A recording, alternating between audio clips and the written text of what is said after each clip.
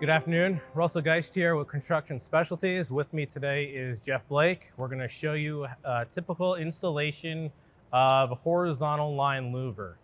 Today we're looking primarily at an A-4177. The first thing we're going to do when you get a louver opening is check to see if you need a sill pan. If you do, we're going to do that right now. The first thing you want to do, you want to grab the caulk gun over there, is prep the opening itself for the sill pan. So we're just gonna show you, pretending that you're gonna lay 2 beads of silicone across the opening, and then when you get the sill pan, you're gonna put it into the opening here, and then you're gonna smush it down on top of all of that sealant. I would highly recommend also, after you do that, on the side dams here, you're gonna wanna run a bead of silicone along this top edge. So after you install the louver and you seal it with silicone, in case there's some holes in it that water can kind of like get in alongside between the opening and the louver, if it runs down, it's gonna run into the sill pan itself, and the sill pan does its job. If you don't seal the top edge here, it's just gonna work its way down alongside the sill pan and back behind the louver into the building itself, and nobody wants that. So take the few extra seconds, run a bead of silicone across the top of here, and you'll be good to go. So after that, depending on the size of the louver and everything, you may need to drill some holes in the sill pan for clip angles. So in our particular setup here, we're gonna have 2 louver sections coming together. It's going to have a splice condition. You could also do the same thing would be required if you had a mullion condition, but in this case we're talking a splice, and it's going to have 1 clip angle that we're going to mount to it. So Jeff's going to take a drill, and after we figure out where the hole has to be, you're going to drill a hole here. So 2 options: you can take the louver and you can put it up into the opening like this, making sure that the louver is flush with the opening, unless for some reason the design of the louvers on that particular project say otherwise, but 99% of the time, the louver's flush with the face of the opening. So once you locate that, you're gonna mark the hole where it needs to be, and then take the louver out, and then Jeff will go ahead and drill a hole.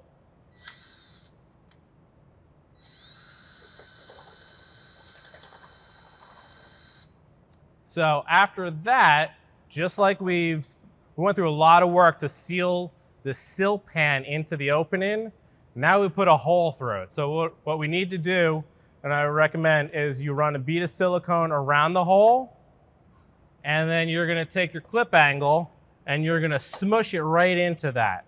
And then you're gonna end up, either before you put the louver in or right now, depending on what kind of clearances you have, you're gonna wanna seal around the perimeter of that clip angle. What you wanna do is make sure no water can get sucked in between that joint, between the clip angle and the sill pan itself. And then once you drive the fastener into here, for this condition, we just have a simple bolted connection. So Jeff's gonna do some of that work in the background here. And once that is secured, you're gonna seal the top of that fastener and any washers, flat washers, lock washers, or whatever is on there for the perimeter fastener, seal all of that as well, so that you've now sealed the perimeter of the clip angle, and you're gonna seal the fastener so no water can get sucked through that penetration. If you've got a particular substrate like concrete or wood, probably wouldn't hurt to even put some silicone in that hole before you even drive the fastener itself. Just make sure whatever you're doing is compliant with those fasteners themselves. Some fasteners, you don't want to do that. So just read up on the installation instructions of those particular fasteners. All right, so as you'll notice, our mounting opening has now reversed. We're now looking at the back of the opening. We've already installed a couple clip angles here, just to speed up the process here. But what you're going to want to do before you do that is measure the dimension of the frame component that you're mounting these to. Like a 4-inch deep louver may not truly be 4 inches everywhere. It's definitely not. Everything has the rear plane of all of the components are different levels. So you always want to make sure before you start mounting clip angles to measure that as close as you can get, and then mark that where the front of that clip angle is going to be. So we've done that on 3 of them. I'm going to demonstrate the last one here. This one, the way we had this set up here is it's just an angle. You may have, this could be a concrete, CMU, wood, steel, structural steel. It could be a steel stud or aluminum. Anything beyond that, I'd question if it'll work or not. So this particular one, it's just an aluminum angle that we're mounting to. So we just have a nice bolted connection. So this is the top bone. So we put that in there. You always have on the other side, anytime you're doing a bolt, do a flat washer, a lock washer, and then the nut on the other end of it.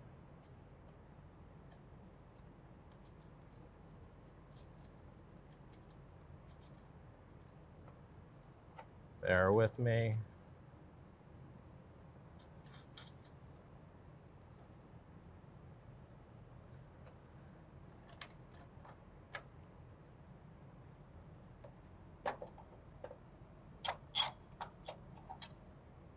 Don't over tighten it, just get it pretty finger tight, maybe a little extra mechanical tightness to it, just in case you need to move things around a little bit. The clip angles should always have an oversized hole, so you've got a little flexibility in there.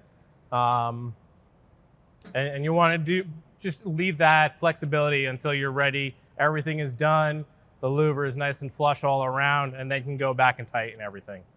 So now that we've got the 4 clip angles in, we are going to shim the opening, the bottom of the louver, because you always want to have a gap all around it. For this particular install, we only have about a 1/4 of an inch gap all around it. So just a regular 1/4 inch horseshoe shim works.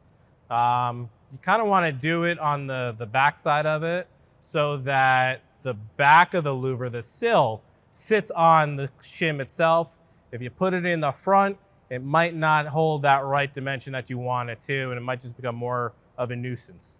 So, and the best thing is when you do it on the back, you can leave them there forever. If you have them in the front, you got to pull them out. So put them in the back, you can leave them, and you'll be in a lot better shape. So as we set the shims in place, then we're going to start dropping in our louvers. If you're looking at the elevation, you always want to go left to right. When it comes to CS louvers, a lot of our louvers with like a mullioned louver, we have an interlock, and you've got to do it starting on the left, and then you bring the next section in and you slide it over. So you want to just make sure you've got the ability to do that. If you go right to left, you may end up with an issue. So I'm gonna just temporarily throw a couple screws into the jamb. If you can see close here, this is a tech screw. You'll either get tech screws or just a full threaded screw. So I personally like, when I'm installing a louver, that I'll pre-drill the holes in the louver itself. It just makes it a lot easier, and you're not worrying about killing the bit of a tech screw trying to go through the aluminum. You shouldn't, but sometimes you do, and it's just a lot faster to do it with to pre-drill the hole. So what we're gonna do right now is we're just gonna temporarily secure the louver into a couple holes here that have been pre-drilled, and then we're gonna move on and install the next section here. And then on an architectural splice louver, when we've got an angle, and you'll see a channel on the other half here, we have to bolt the 2 components together. We'll do that, and then we'll attach the clip angles, these jam clip angles, to that louver, and then go back and tighten everything up. Now, what you're not seeing is Jeff on the exterior side of this right now is making sure that the louver is flush with the opening as well. So we want to make sure that that is taken care of.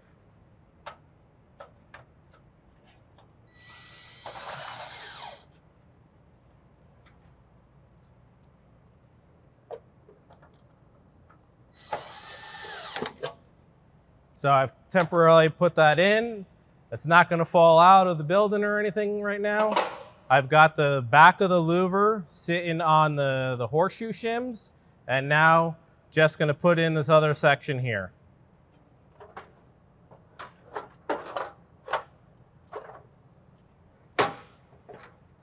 Oh, there we go. Again, you're going to go right through these two sections here.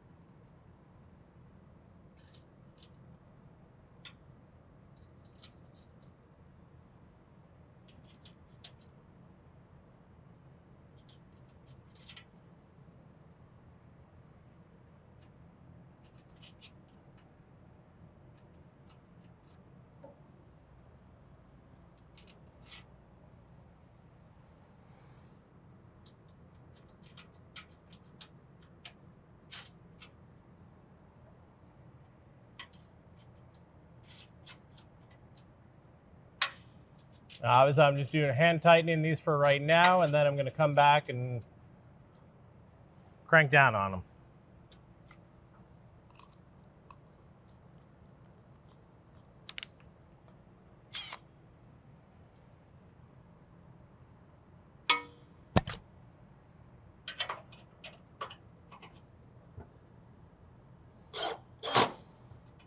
Now, when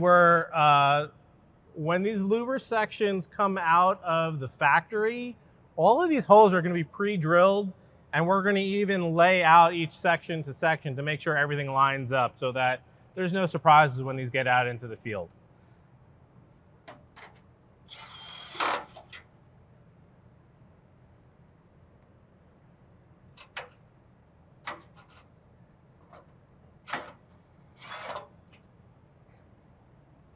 All right, so we've now reconnected the channel and the angle to make the splice condition. And now we're going to go back and we're going to reattach the clip angles here to the back of the louver.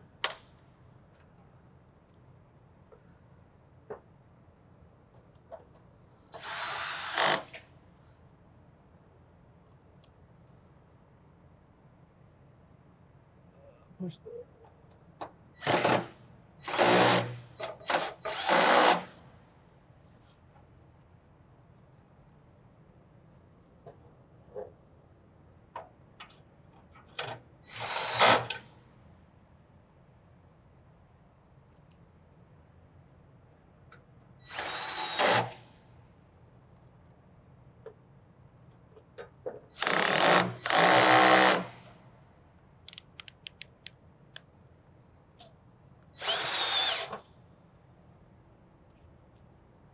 Now this last one, it's not going into the hole that we had isn't lining up, so I'm going to drill a new hole, and you'll see how much longer it takes. So a little longer than a pre-drilled, but not too bad.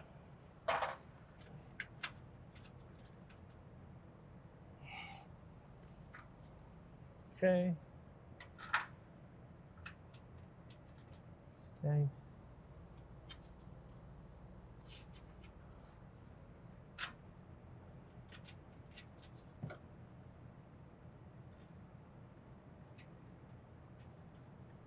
So now in this particular install, because we've got a channel and an angle, we're only bolting to that channel, and the angle actually starts and stops just below where the angle is, or the clip angle is going to fall. If it was two channels coming together, then that clip angle, and that bolt here would go through both channels itself.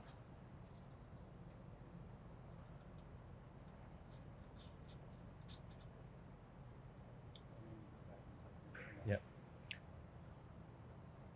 All right, so now again, we're just gonna go back, tighten everything, make sure everything's nice and secure for a final install. This is it. It's never gonna get touched again from this point forward.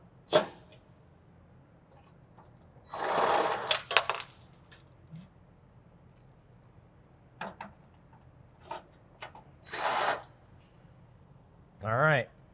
The only thing left to do now is either you as the installer, or if you have a sealing professional who's responsible for sealing all the openings, whether it's a louver or maybe windows or glass, that'll be done on the front side.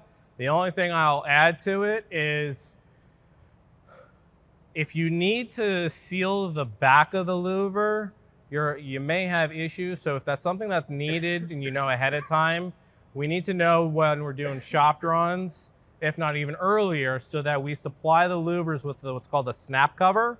That's gonna turn that channel looking shape of a jamb head or a head into a flat surface so that you've got something to seal against. Right now, most of the extrusions in the backside only have about maybe 1/8 of an inch material thickness that any sealant can adhere to. And there's no real room for backer bar. The front of our extrusions are all designed to take the backer bar, stop the backer bar from going farther in, and then it gives you a good area to seal the louver from the front side. The back side's a different story. So talk to the CS people about that, and we'll work your way through it and make sure that if you want to seal the backside also, you'll be able to do that. We're back to the front of the louver here. And just again, the last step of the install of any louver is, whether it's you as the installer or you have another subcontractor do it, is you're gonna seal the whole opening of it, the louver itself. Usually you throw some backer bar in there and then seal over top of it. The one thing we do not recommend is sealing the sill of the louver to the sill pan itself. If you do that, the water has no way to get out. We understand that there are some cases where you do need to do that, so I would just suggest that when you do have to seal the face of the louver here at the sill, you put weep holes in it. And we can kind of coordinate how often that may be required. But otherwise, that's it. That completes the installation of a horizontal line louver. Again, chances are you're gonna have either a splice condition or a mullion. Otherwise, you're talking much smaller units that can be shipped out in a single factory assembled unit. So, thank you.